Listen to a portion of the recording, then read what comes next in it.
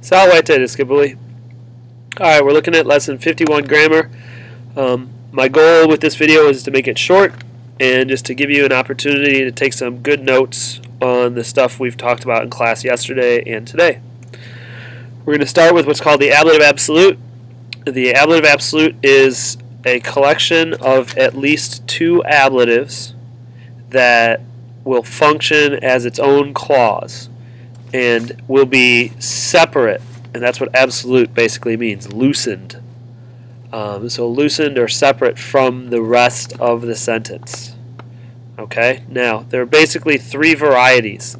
The most popular variety of ablative absolute is when you have a noun in the ablative and then a participle in the ablative, and they would agree in gender, number, and obviously case because they're both ablative.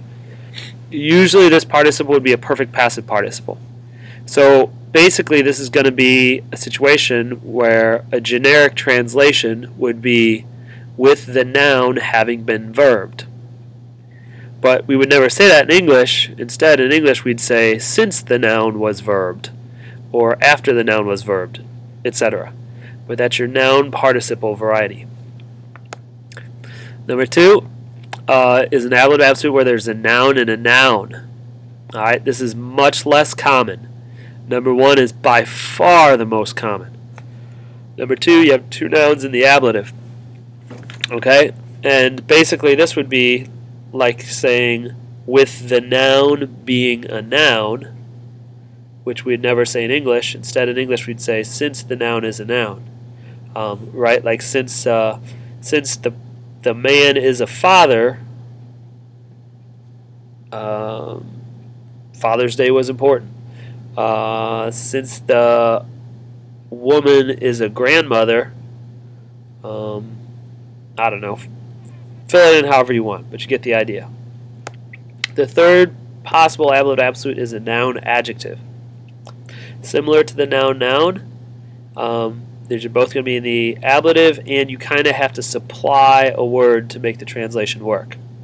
So this is like saying with the noun being adjective, or since the noun is adjective, because the dog is smart, okay, tricks are easy, something like that. So there's your three types of participle. Again, by far, number one is the most common. By far. We discovered in class that there are lots of different ways to translate these ablative absolutes. Here are some of the most common ones we saw. When, since, although, if, after. After the money was found, when the money was found, since the money was found, although the money was found, if the money was found. Those are all possible translations of ablative absolutes. So let's see a few in action. This should go really quick. We start with a noun participle one. So this is literally saying with the leader having been killed.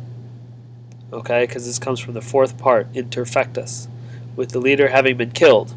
But we might change that to something like since the leader was killed, after the leader was killed, etc. That's a noun participle, the most common type. Here, and I should have ellipsis up here. Number two, this is a noun noun. With the boys, we've got to insert a verb. With the boys being soldiers is a very generic translation. So how about since the boys are soldiers, although the boys are soldiers, stuff like that. There's your noun noun, ablative absolute. And then finally the least common, your noun adjective. So with the soldier being wounded. This would be like saying, or this could also be translated since the soldier is wounded, although the soldier is wounded, stuff like that. Alright, that's all we got to say about the ablative absolute.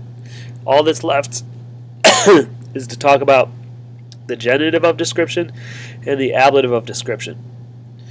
These will show up when you have some noun, like equus, meaning horse, and it's going to be described by an adjective and another noun in the genitive case.